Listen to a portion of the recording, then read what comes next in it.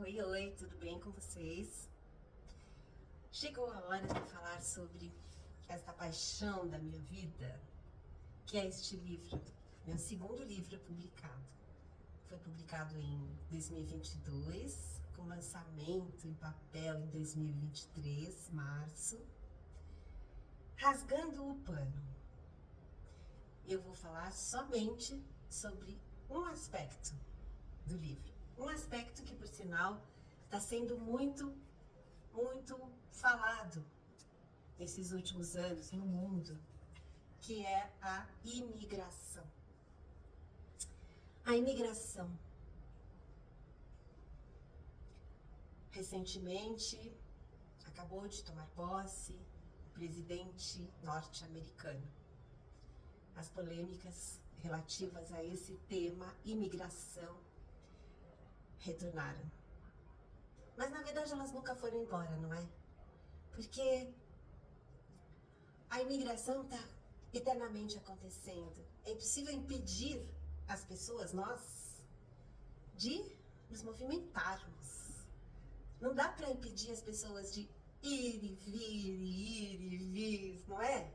Faz parte do ser humano. O ser humano conquista, o ser humano se espalha. Desde que o mundo é mundo, desde que começou o mundo, desde lá de trás. Talvez antes do Homo sapiens, né? Então, o ser humano se espalha, ele vai. Não há como impedir esse movimento do ser humano. Mas, vira e mexe, quase sempre as nações querem conter as pessoas.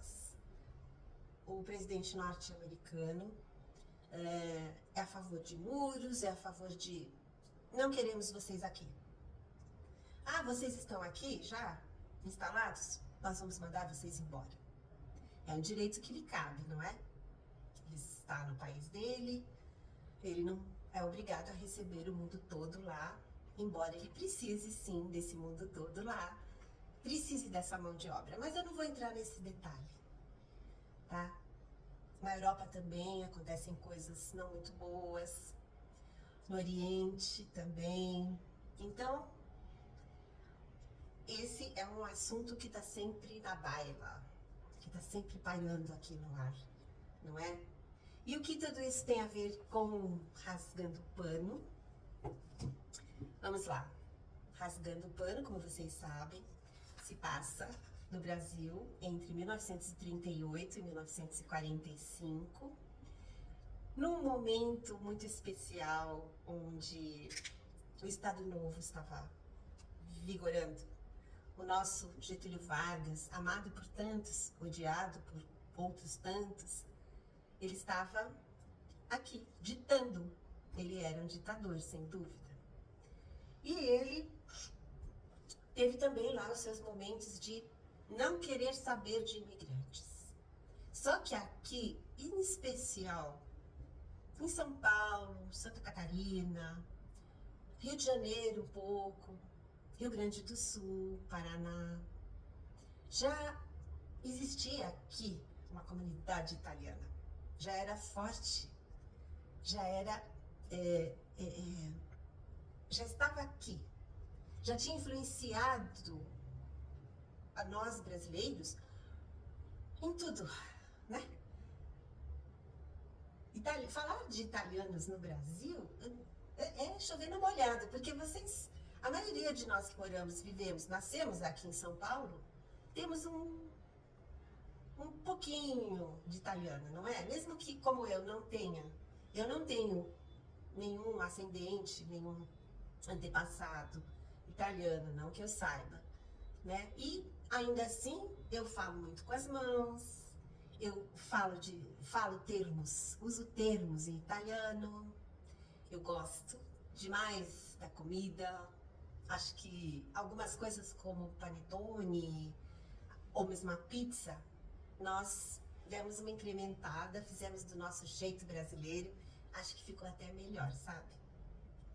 Mas enfim, nós nos encantamos com a pasta italiana, nos encantamos com a música italiana, com a musicalidade dos italianos, dos imigrantes que vieram para cá com a sua força de trabalho, com a sua cultura muito forte. Substituíram aquelas pessoas que antes estavam sendo escravizadas aqui. E no início foram tratados quase como escravizados também. Porém, não. Eles viraram essa mesa e impuseram a sua forma de trabalhar. Os imigrantes foram fantásticos para nós. E aqui, no caso, como eu estou falando de italianos, eu diria que eles foram fundamentais, principalmente no café, no plantio do café e outras culturas. Claro que depois eles levaram os vinhedos, eles criaram os vinhedos no sul do país, né? Então, eles influenciaram a gente de uma forma assim completa. Então tem azeite, tem a comida, claro, a pasta, tem o vinho. Então os italianos estão por toda parte. Eles estão no país inteiro, mas em especial no Sudeste, região Sul e Sudeste, devido ao clima e devido ao momento que eles vieram, no final dos anos 1800, eles vieram, substituíram os negros e foram uma força de trabalho muito importante. Invadiram São Paulo, aqui em São Paulo, para todo lado. Nós temos cantinas italianas, temos o bairro da Moca, Belo. Temos muita influência. Aqui em São Paulo é muito mesmo. Acho que mais do que os outros, mais do que os japoneses que também vieram. Eu acredito que só não tem mais influência, os italianos, né, não influenciaram mais do que os portugueses, nossos colonizadores. Isso com certeza, né?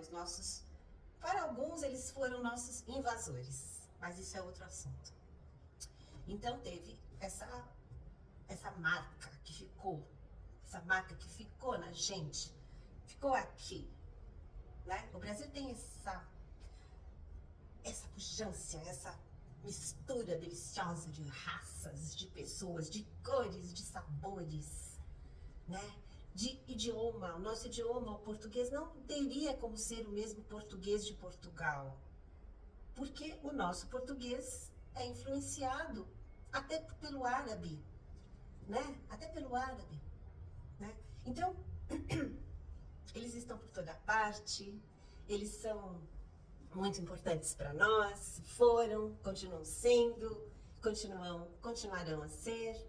E no Rasgando o Pano, o protagonista, Otávio Bigotto, é de uma família de italianos, descendentes de italianos, que moram no bairro da Moca.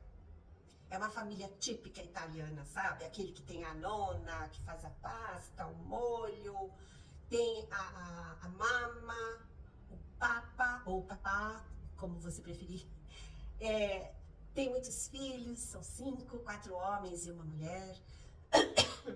É aquela família típica, sabe? Que fala bastante, que briga, que discute. É aquela típica família italiana. O Otávio. Nós temos também a Maria Isabel. Os dois são protagonistas, tá? Mas o Otávio, ele não é só um descendente de italiano. A família não é só isso. Não é só aquele estereótipo, sabe? Eles têm nuances, né? O pai foi pianista no passado, daqueles que tocavam piano no cinema, quando o cinema era mudo. E alguém de verdade, num local com piano real ali, alguém tocava o piano enquanto a fita, né? A fita, como se dizia, era mostrada ali no telão. Ele foi um desses pianistas. A mama, o papa era o Vitor. A mama foi dançarina no passado.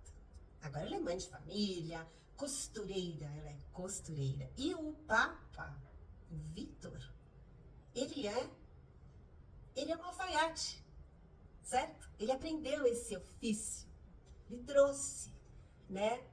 Veio com o pai dele, que foi a pessoa que emigrou primeiro, e ele assumiu esse ofício. Então nós temos ali imigrantes típicos, porém com as suas nuances. Nós temos costureira, temos alfaiate, temos muita música, porque tanto a nona quanto a mama cantam. Os filhos acabam aprendendo música, leem partitura, cantam, não tocam nenhum instrumento, mas tem boa voz, tem aquela noção de voz, sabe? Soprano, contralto, tenor e baixo. Por que isso? Porque o italiano tem lá, se você for a Itália, você vai ver que lá ainda tem muito. A ópera ainda é uma coisa do tempo de hoje. Os jovenzinhos vão curtir uma ópera, eles curtem ópera. Claro que eles têm mais oportunidades, né? Porque a Itália é menor, por exemplo, que o Brasil. Tem muitos lugares onde é possível assistir uma ópera, né? Então a família Bigotto canta. A família Bigotto canta e encanta. Eles têm uma relação com o vinho, eles bebem o vinho patrício, como eles falam, que é aquele vinho produzido ali no sul do país. Eles têm uma família lá na Itália, eles vieram do Vêneto, né? O primeiro Bigotto que veio era do Vêneto, da região do Vêneto, lá na Itália, que é mais para o norte. Eles vieram de lá, mas uma parte da família ficou. O que acontecia muito, era muito comum, né? Virem os filhos, ficarem os pais, ou não virem todos os filhos, os tios, vem um tio, não vem o outro, enfim. Isso acontece em Rasgando o Pano. Acontece, porque o Vitor, ele trabalha ali, né, na Moca, ele tem lá a sua clientela, ele, com muito esforço. De início, a família vivia numa casa que, na verdade, era um cortiço, onde muitos italianos viveram, no Brás, na Moca, no Cambuci, no Bexiga. Então, eles vivem ali, trabalham ali, lutam ali, criam os filhos em colégios públicos, né? E os filhos falam a língua, aprendem a falar o italiano, os filhos aprendem. Então, a família está inserida ali na comunidade italiana, mas perfeitamente adaptada também ao país que estão, que aliás nasceram onde nasceram, né? Então, eles são brasileiros e são italianos ao mesmo tempo. E é muito gostoso ver, assistir ali, sabe? Assistir aquela família, o jeito como eles falam, o jeito como eles interagem com o mundo, o que eles trazem de especial, aquele calor humano, de família unida, sabe? Que briga, que esperneia, que xinga, que fala a palavra italiana aos montes, mas permanece ali, sabe? Sabe aquela união? Sabe aquele compromisso? Aquilo tá ali, o tempo todo latente, né? Vocês vão, quando lerem, se já não leram, vocês vão entrar no mundo ali, daquele cortiço na Rua da Moca, bem na Rua da Moca, que depois eles conseguem comprar a casa, né? Viver somente a família Bigotto, naquela casa que era antes dividida com várias famílias. E ali eles vivem. Eles se comunicam com os parentes da Itália por meio de cartas. Porque, veja, 1938, nada de internet. Telefonema era difícil, ninguém tinha telefone em casa. Só os muito ricos, né? Esses tinham telefone. Mas os Bigotto não tinham telefone. Então, a correspondência era por meio de cartas. E bem nesse momento, o que está acontecendo na Europa? Está acontecendo aquele nosso conhecido Hitler.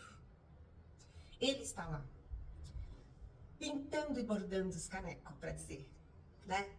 Ele está lá, já começou uma movimentação contra os judeus, lá na Alemanha, e começou a cutucar já Acabou invadindo a Polônia, né, que foi o primeiro movimento assim grande que fez. Então, tudo isso está refletindo aqui, porque a família fica sabendo dessa movimentação que ocorre na Itália. O Hitler já estava cutucando. A Itália já era fascista. O Benito Mussolini era o Duce. Ele estava lá já pintando os canecos. Aliás, o Benito Mussolini começou antes de Hitler. Enfim, e eles se aliaram. Então, as crueldades, as coisas que Hitler fazia na Alemanha, na Itália também fazia. O regime fascista ali, que dominava a Itália, que era um país recentemente reunido, né? Ele era vários e se tornou um, não há muito tempo. Acredito que nem 100 anos. Então, eles estão enfrentando já. A Segunda Guerra Mundial já está chegando, já está envolvendo as pessoas, já está tomando conta do mundo, né? E nós aqui no Brasil, de início, o nosso governo, Getúlio Vargas, ele era a favor do eixo. Todo mundo sabe, né? Que Segunda Guerra Mundial, acho que todos nós, um pouco ou mais, no meu caso muito, todos nós apreciamos esse tema, né? Então a gente já viu muito filme, muita minissérie, muita série, lemos muitos livros, eu devorei o Ken Follett, eu devorei o século dele. Então, a gente já conhece bastante da história. Duvido que você aí que está me ouvindo não conheça, né? Então você sabe, o eixo era formado por Alemanha, Itália e Japão. Então, o Brasil, de início, se mostrou mais para o lado do eixo. Por questões que eu não vou falar muito de política, no livro eu explico melhor, mas não entro demais profundamente nesse assunto, porque eu sei que ninguém aqui gosta de ler livro história, uma aula, né? Então, tudo vai entremeado, assim, tudo vai entremeado. Porque, se você não sabe, e isso é fato, muita gente não sabe. O Brasil, sim, lutou na Segunda Guerra Mundial. Homens foram, viveram lá, lutaram, se machucaram muito. Alguns morreram, vários, muitos. Mas esse é um tema para o próximo vídeo. Porque Rasgando Pano vai ter vários. Não dá para falar tudo em 20 minutos, né? Eu espero que você tenha paciência para me ouvir por 20 minutos. A questão da imigração, que abala o mundo até hoje, eu não sei até quando vai ser isso. Essa questão é muito tratada aqui, né? Mesmo em meio à Segunda Guerra, a gente vai ver judeus de todas as partes da Europa tentando escapar para a América, né? Escapar da morte certa, do extermínio, vindo para a América. Então, é uma questão que está ali também, claro, na Segunda Guerra, né? E os nossos queridos italianos que vieram para cá. Esse tema todo, tudo isso tá aqui, mas não é só isso, tá, gente? Não é só isso. Esse tema sozinho já seria encantador, não é? Já seria muito legal, mas não é só isso. Então, nos próximos vídeos eu vou falar de outros temas. São muitas nuances aqui no romance, tá bom? Eu aguardo você. Continue comigo. Beijos imensos. Abraços fortíssimos. Fui.